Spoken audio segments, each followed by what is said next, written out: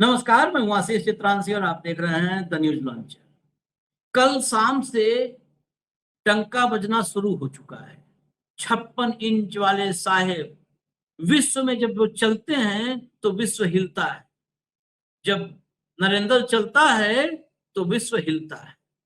उस टाइप का ही माहौल पूरा बना हुआ है। नरेंद्र आ रहे हैं, सब कांप रहे हैं, थर थर कांप रहे हैं कि नरेंद्र आ रहे हैं। हालांकि जब हेडलाइन लिखी थी तो मैंने कहा था कि हेडलाइन गलत नहीं लिखी है, सब वाकई कांप रहे हैं, पता नहीं किसका गला पकड़ के लटक जाए। पता ही नहीं है भाई कब किसके जंप मार के लटक जाए। सब कांप रहे हैं। भारतीय रो रहे हैं। अब खबर पे आइए, भारतीय रो रहे हैं। अपने वीडियो बना बना करके गुहार लगा रहे हैं, कोई माई बाप है या पूरा देश अनाथ है। 143 करोड़ के देश का कोई माई बाप है, कोई अभिभावक है या पूरा देश ही अनाथ है? कोई तो बचा ले। और नरेंद्र पता है क्या कर रहे हैं? नरेंद्र 2 महीना तैयारी के बाद नृत्य सिखाया गया है विदेशियों को। भारत से पहले से टीम गई थी वहां पर कि आएंगे नरेंद्र जी, तो उनको नृत्य देखने का बड़ा शौक है। वो जैसे ही लैंड करते हैं पहले नृत्य देखते हैं, तभी उनका मूड बनता है दुनिया में डंका बजाने का। तो कई महीने तैयारी के बाद जो नृत्य सिखाया गया था यूरोप में, वहां पर नृत्य देख रहे हैं। भारतीय रो रहे, नरेंद्र नृत्य देख रहे हैं। 190 सेकंड का वीडियो आया है। 190 सेकंड के वीडियो के बाद ये नरेंद्र मुंह दिखाने लायक नहीं होना चाहिए। अगर अगर कोई भी व्यक्ति होता जिसमें लज्जा, लेस मात्र की लज्जा अगर होती किसी व्यक्ति में, तो वाकई वो अपने जीते जी मुंह नहीं दिखाता समाज को। लेकिन लेस मात्र की लज्जा उसके लिए होनी चाहिए ना। वही तो नहीं है, वही नहीं है। अब राहुल गांधी कुछ कर लें, राहुल गांधी रगड़ रहे हैं, लिख रहे हैं एकदम कि ये नौकर जैसा है, ये आदेश का इंतजार करता है आका का। कोई फर्क नहीं, कोई फर्क नहीं। शशि थरूर, जिसको तोड़ने जो है भक्त बनाने की बहुत लंबी कोशिश चली, उस शशि थरूर ने इतना बड़ा खर्रा लिखा है। वही शशि थरूर जो नरेंद्र मोदी की विदेश नीति की तारीफ करने लगे थे कि मोदी बहुत भारत की जो है भारत का सम्मान बढ़ा रहे हैं, वही शशि थरूर आज नरेंद्र मोदी क्लास लगा रहे हैं। आप कल्पना करिए, कितना दिन तक बाजार लगाओगे बंधक बना के? हमारे कहावत है, बांधे बदिया बाजार नहीं लगत। कितने दिन तक तारीफ करवाओगे, धमका के, लालच दे के, बंधक बना के? कितने दिन तारीफ करवाओ? दिल्ली में आपसे ज्यादा हिम्मत तो ऑटो वालों में है, टैक्सी वालों में है, ड्राइवरों में है। वो ड्राइवर आपकी क्लास लगा रहे हैं, जरा पढ़ लीजिए उस क्लास में आकर के। उससे पहले दोबारा 56 इंच की बात मत करिएगा, अन्यथा आप देश को अपने हाल पे छोड़ दीजिए, नृत्य देखिए। भाव को लाइए और आप सबको हम दिखाते हैं सच। जिस व्यक्ति को आप लोगों ने कहा था आएगा डंका बजाएगा, स्वागत है भाऊ, उसका नापाक सच हम दिखाएंगे। शुरू करिए, लाइए जरा ट्वीट लाइए, ट्वीट से खबर समझ में आ जाती है। उसके बाद विजुअल दिखाएंगे। अतुल लोंढे पाटिल, ये प्रवक्ता है कांग्रेस के। महामानव का दबदबा देखो, ओमान में फंसे जहाज पर कैप्टन की पुकार, सेकंड ऑफिसर की बीमारी के चलते 11 तारीख को मौत हो गई। सेकंड ऑफिसर जो था उसकी 11 को मौत हो गई। पार्थिव शरीर को बचाने के लिए पानी की बोतलों का इस्तेमाल हो रहा है, पानी की बोतलों का। लेकिन पिछले 2 दिनों से सरकार की तरफ से कोई मदद नहीं हो रही। पार्थिव शरीर पार्थिव शरीर है, क्या ही फर्क पड़ता है। खैर, मोदी जी तो 6 दिन की विदेश यात्रा पर हैं, सांस्कृतिक नृत्य का मजा लीजिए। जरा ऑडियो खोल के पूरा सुना दीजिए। ये आता है, रणधीर जायसवाल नाम का अफसर है, कहता है हमने अब सारे विदेश में बैठे अपने जो है दूतावासों से संपर्क कर लिया, संपर्क साध लिया है। कौन है आपका दूतावास? कहाँ है दूतावास? कहाँ है आपका डिप्लोमेट? सुनिए, ऑडियो फुल करिए। मैं सेलेस्टियल सी वेसल का मैं कैप्टन हूँ। और ये हमारा सेकेंड ऑफिसर की बॉडी है, डेड बॉडी 2 दिन हो चुका है। अब ये बॉडी डिकम्पोज होना शुरू हो गया, लेकिन अभी हमारे कुछ ऐसा पॉजिटिव रिस्पांस नहीं मिला। हमने कांटेक्ट किया इंडियन एम्बेसी को भी, लेकिन अभी तक हमें जो एक पॉजिटिव रिस्पांस होना चाहिए वो दिखाई नहीं दे रहा। कंपनी टोटली हाइड हो गई है, कोई रिस्पांसिबिलिटी नहीं ले रही है। तो हो सके तो इस मैसेज को जितना फॉरवर्ड करो ताकि हमारे साथ कुछ जल्दी से जल्दी कार्रवाई, अदरवाइज हमारे जो सेकंड ऑफिसर का डेड बॉडी है वो जल्दी से जल्दी स्पॉइल हो जाएगा। तो प्लीज आप लोग इस मैसेज को जितना सर्कुलेट करेंगे शायद अच्छा उतना हमारे लिए होगा। अपना डुकम पोर्ट है, ओमान के अंदर पड़ता है, वहां पे हम एंकर पे हैं, बहुत क्लोज एंकर पे हैं। तो जो जितना जल्दी हो सके प्लीज कोई न कोई एक्शन हमें मिले। ये ओमान से वीडियो जारी हुआ था, एम्बेसी से। ऐसे एम्बेसी पे थूकते हैं हम, और थूकता है भारत, पूछता है भारत। तो बहुत आप लोग सुन लिए ना दलालों से। आज थूकता है भारत ऐसे एम्बेसी, ऐसे विदेश मंत्रालय पर थूकता है भारत ऐसे विदेश मंत्री पर। बताओ, डेड बॉडी सड़ रही है, पानी का ठंडा बोतल खरीद करके और ठंडा बोतल रख रख के बॉडी बचानी पड़ रही है। और हमारे देश का प्रधानमंत्री ऊपर से नीचे तक श्रृंगार करके नृत्य देख रहा है, ऐसे ऐसे उंगलियां हिला हिला के नृत्य देख रहा है। अभी भाऊ, अभी एक था इकट्ठा, अभी पूरा भरिए गुबार पहले इन सब मैं इतना जरूर कहूंगा, जहाँ जिंदा इंसानों की कीमत नहीं होती, जहाँ जिंदा इंसान कीड़ों मकोड़े जैसे मारे जाते हैं, जहाँ पहलगाम में आतंकियों के गोलियों के बौछार के नीचे लोग शहीद हुए, ये उनके घर तक नहीं गया, जहाँ रोज हर 6 घंटे में एक किसान अपनी जान देता है, उसको वहां की चिंता नहीं।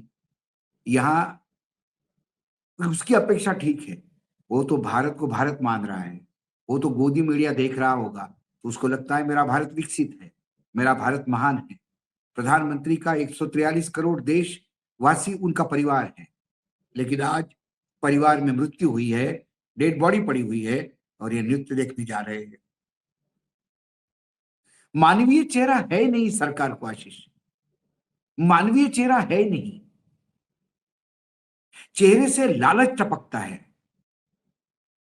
सत्ता के लिए भूख उनके आंखों में दिखती है। गिद्ध भी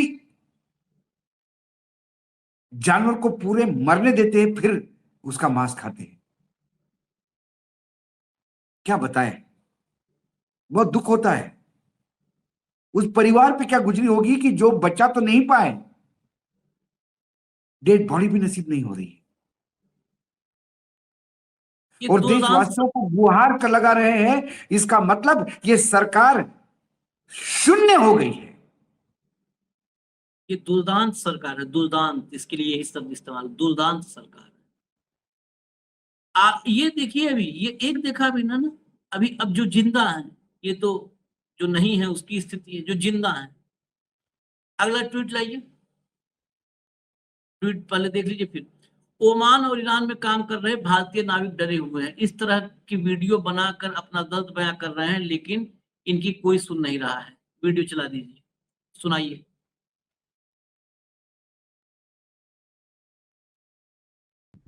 हेलो दोस्तों, कैसे हैं आप सब? उम्मीद करते हैं आप सब बढ़िया होंगे।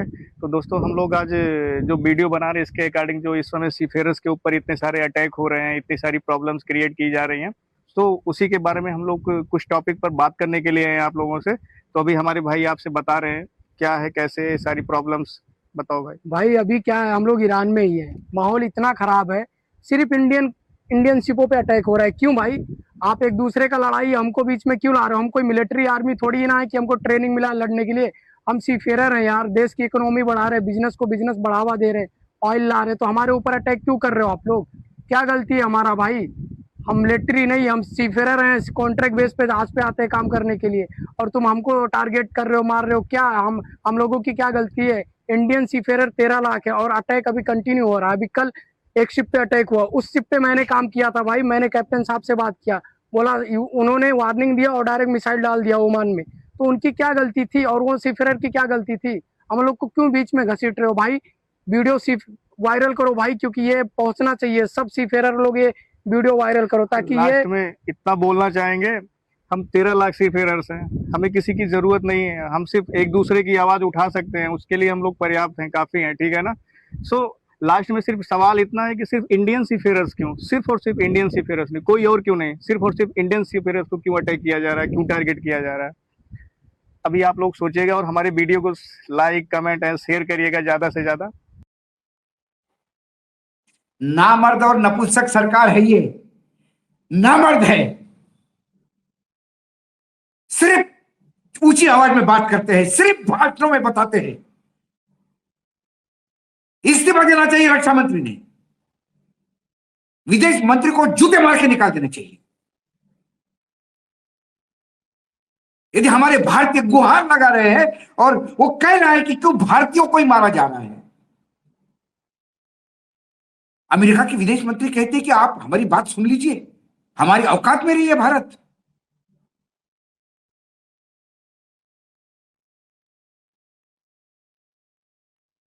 छह महीने समुद्र में रहते ये लोग, जान पे खेल के डॉलर लाते हैं देश के लिए। तो वो डॉलर मोदी जी नाच देखने में, नृत्य देखने में उड़ा देते हैं। ये नाच देखने में डॉलर चले जाते हैं। कोई बैडमिंटन खेलने के लिए डॉलर जाता है। ये बैडमिंटन खेलने वालों को भी शर्म नहीं आ रही है कि सरकार को बताए उसका दायित्व क्या है।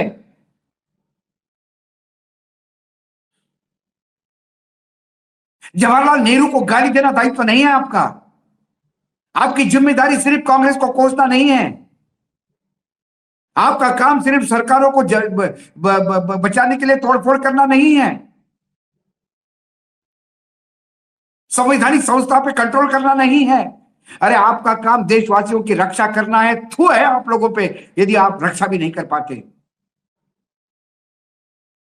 केरल के 2 मछुआरे जब मारे जाते हैं तो आप विधवा विलाप कर रहे थे छाती पीट पीट के, वो भी इवेंट नौटंकी कर रहे थे या रोटी सेक रहे थे उन 2 लोगों के अर्थियों पे। आज सत्ता में आप हैं, 14 साल से 12 साल से सत्ता में आप हैं। अब जवाहरलाल नेहरू और इंदिरा गांधी नहीं चलेंगे, कांग्रेस नहीं चलेगी, जवाबदेही आपकी है। आपके मित्र से आती है फायरिंग। जिसको चुनाव जितवाने के लिए अब की बार ट्रंप सरकार का नारा लगा रहे थे, वहां से मिसाइलें आ रही है।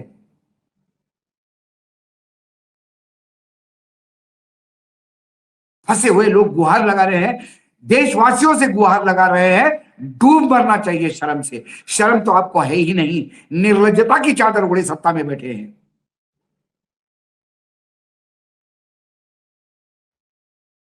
ये क्रोध इसलिए है कि जब आप लंका के ऊपर चिल्ला रहे थे और जब यूपीए सरकार को घेर रहे थे तब भी क्रोध हमारा ही था। तब भी टेलीविजन चैनल पे हम क्रोध आपका साथ दे रहे थे कि हाँ 2 मछुआरे भी हत्या होती है तो सरकार को जवाबदेही देनी होगी। आज 3-3 लोग मारे जाते हैं, मुंह से शब्द नहीं निकलता। फिर वो मिसाइल दाग रहा है, टारगेट करके मिसाइल खाली भारतीय मार रहा है, खाली भारतीय मार रहा है। औकात हो तो चीन पे मार के दिखाए, औकात हो तो रशिया को मार के दिखाए। क्या कहे आशीष, हमने ही हमारी बेइज्जती करवा रखी है। नपुंसक हाथों में सरकारें दी हुई है जिनकी जबान में सिर्फ मर्दानगी है और जब काम करने को आता है तो ये लेट जाते हैं, सरेंडर हो जाते हैं, चरणों में भीख मांगने लगते हैं, परमिशन मांगते हैं रशिया से तेल लाने के लिए। थू है आप लोगों पे। सबसे ज्यादा तो थू इस देश की मीडिया पर है। इनका ऐसे लगता है कि इनका कोई परिवार नहीं, कोई घर नहीं है। इनके ये किसी के उस पे चला जाए, इस मीडिया पे, इस गोदी मीडिया पे, एंकरनियों पे, इन पामेरियंस पे थूकने से थूक का अपमान है। ये इतने नीचे गिर चुके हैं।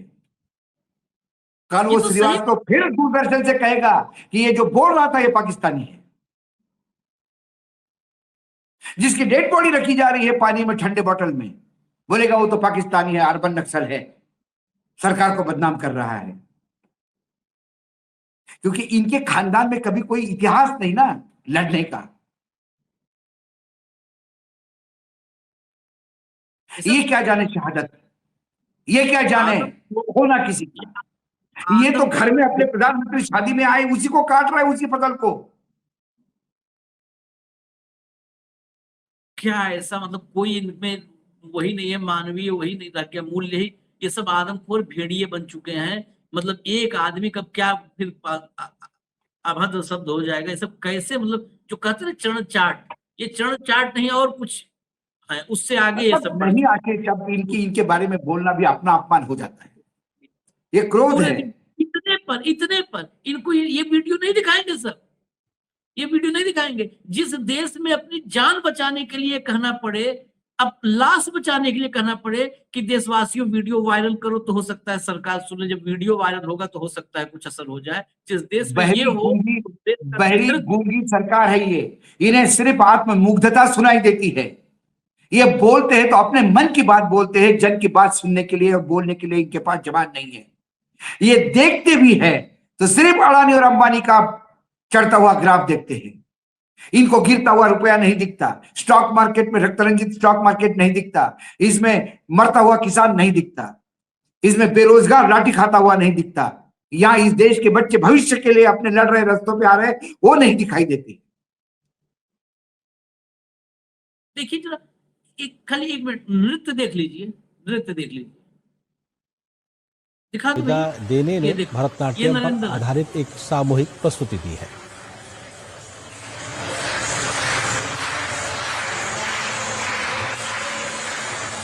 ये जो किराए पे भाड़े पे आते हैं सब हाथ में कैमरा लेके ताली बजाने वाले, इनको मैं कहता हूँ आ जाओ, मैं किराया दूंगा हवाई टिकट का, कहीं से कर्जा लेकर के चंदा, आओ जरा रहो भारत में, अपने बच्चों को पढ़ाओ भारत में।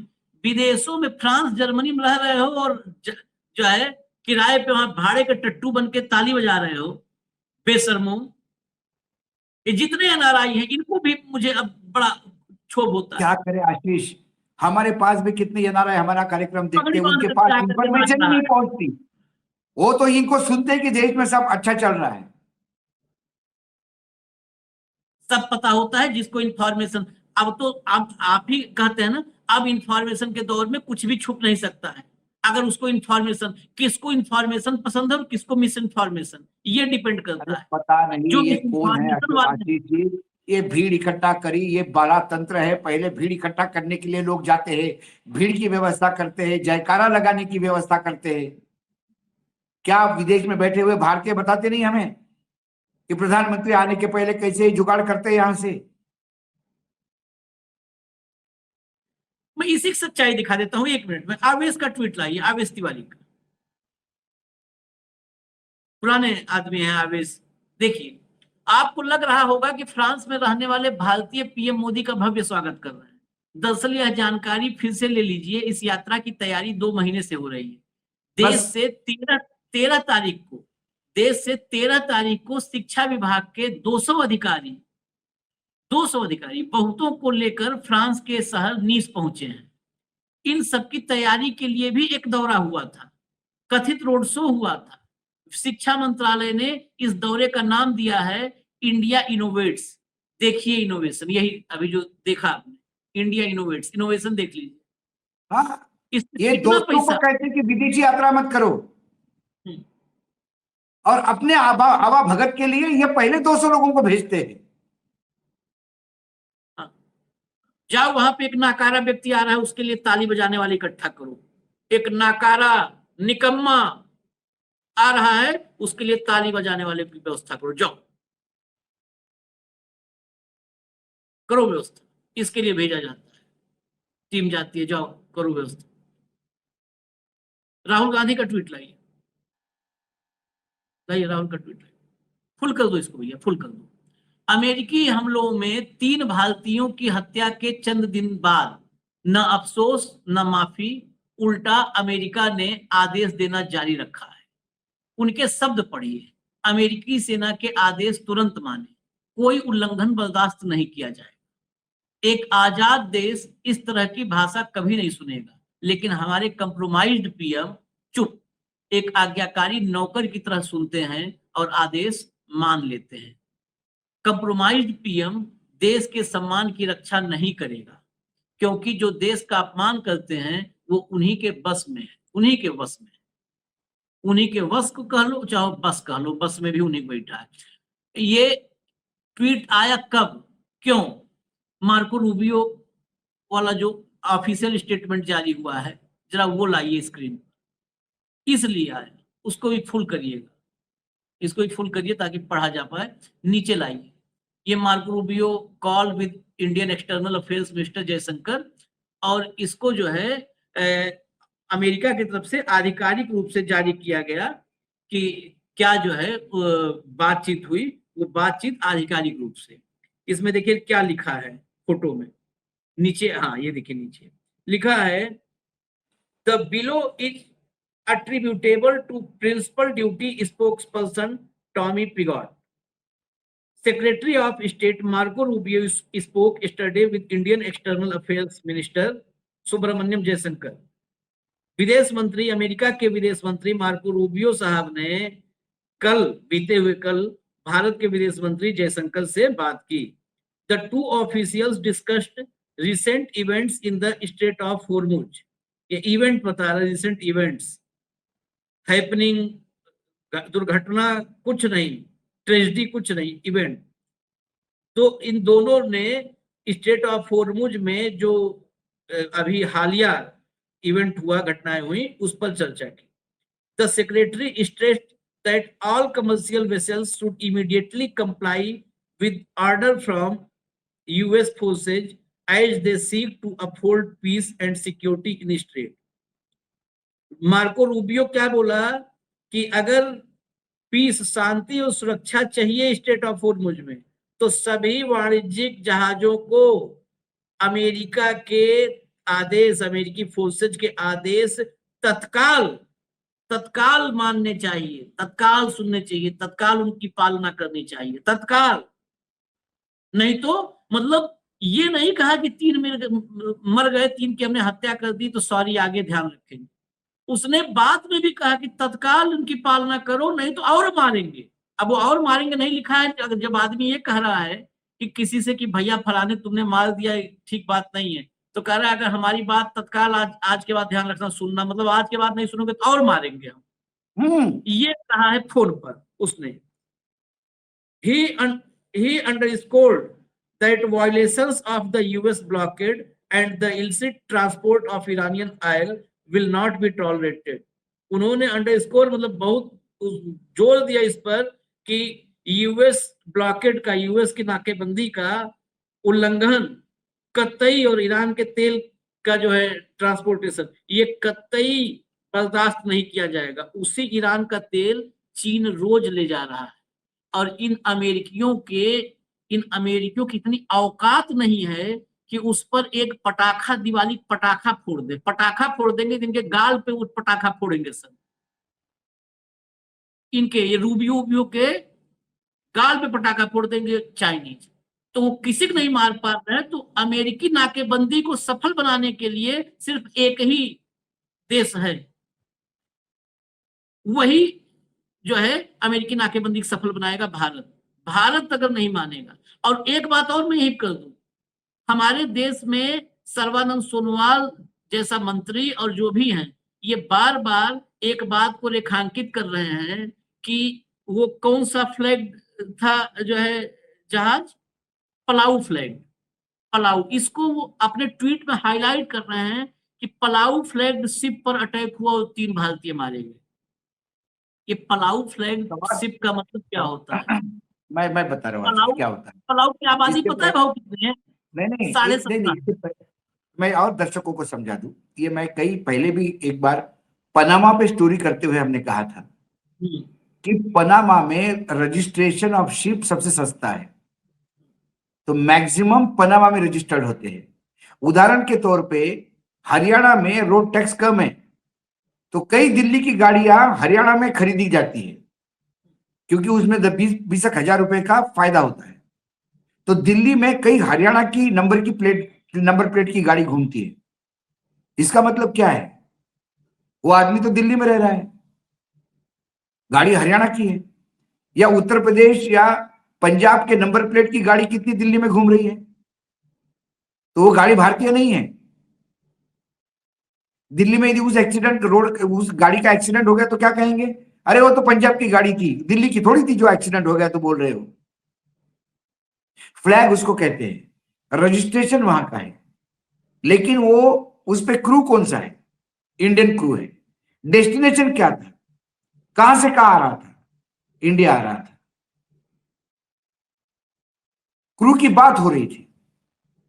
और यदि सोनवाल को लगता है कि वो किसी और कंट्री का ये जहाज था, तो फिर भारत का जयशंकर क्यों बेवजह बात कर रहा था रूबियो से?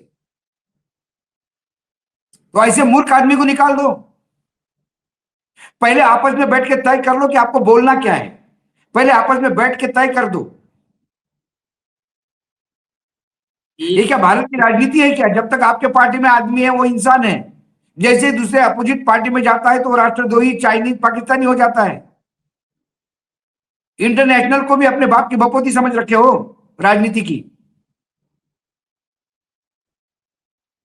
कहीं मालूम है बचने फ्लैग बियरर का क्या मतलब है? अकल है कोई ठिकाने में? वो अभी जहाज पर ही क्रू ने वीडियो बना के डाला था ना। मैं तकनीकी चीज बता दूं, AIS होता है, ऑटोमेटिक आइडेंटिफिकेशन सिस्टम।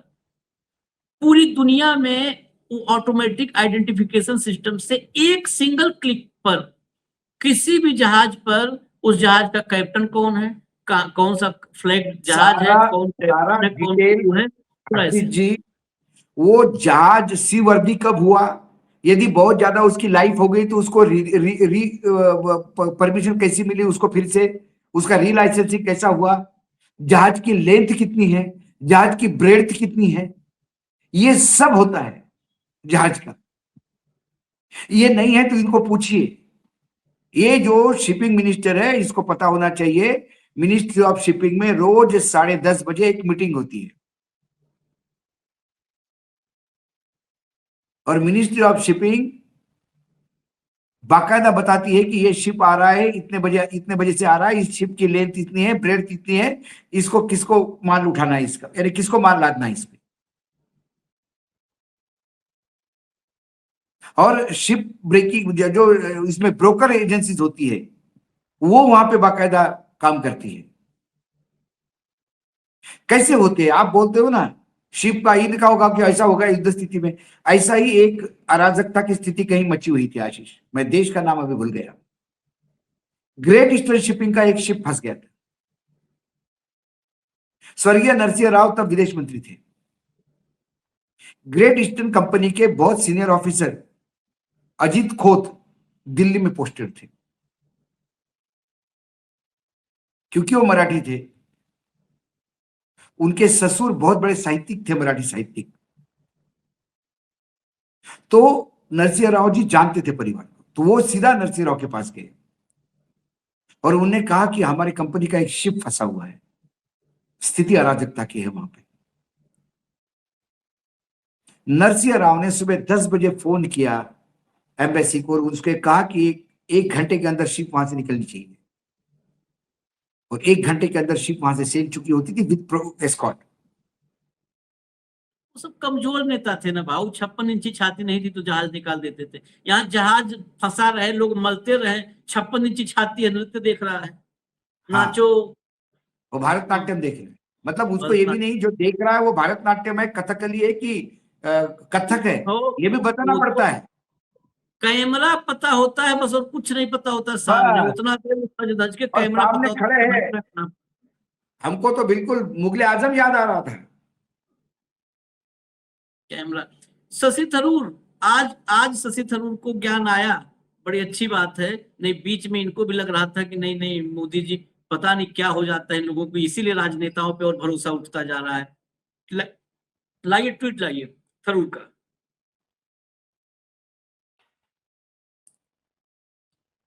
अमेरिका के इस आधिकारिक, मैं हिंदी में बता रहा हूं, अमेरिका के इस आधिकारिक बयान को पढ़कर बेहद दुख हुआ, जिसमें निर्दोष भारतीयों की जान जाने पर खेद या संवेदना का कोई जिक्र नहीं है। एक मित्र और रणनीतिक साझेदार इतना असंवेदनशील कैसे हो सकता है? नियमों का पालन न करने वाले वाणिज्यिक पोत को अन्य अहिंसक तरीकों से क्यों नहीं रोका जा सका? क्या नागरिक चालक दल के सदस्यों को निशाना बनाकर मिसाइल दागे बिना जहाज के प्रणोदन या स्टीयरिंग को निष्क्रिय करना संभव नहीं था। इन महत्वपूर्ण जल क्षेत्रों में चलने वाले लगभग हर व्यापारिक जहाज पर भारतीय चालक दल सवार होते हैं। क्या अब वे सभी अमेरिकी मिसाइलों के निशाने पर हैं? यह रवैया अस्वीकार्य है और मुझे उम्मीद है कि डॉक्टर एस जयशंकर इस बारे में रूबियो से बात करेंगे। बात बात क्या की वो तो सब सामने आ गया। जरा एक और ट्वीट और देखिए, मैं कहा था ना कि ऑटो वाले, टैक्सी वाले, इस देश का आम आदमी, वो आम आदमी 56 इंच भले नहीं है लेकिन वो बहुत हिम्मती है मोदी से।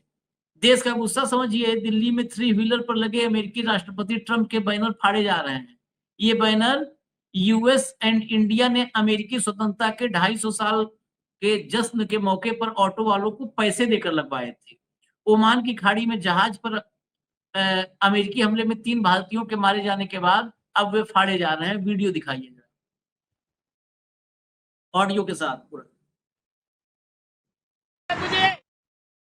लो ये लो, फाड़ो ऐसे कहाँ का लगा रखा है?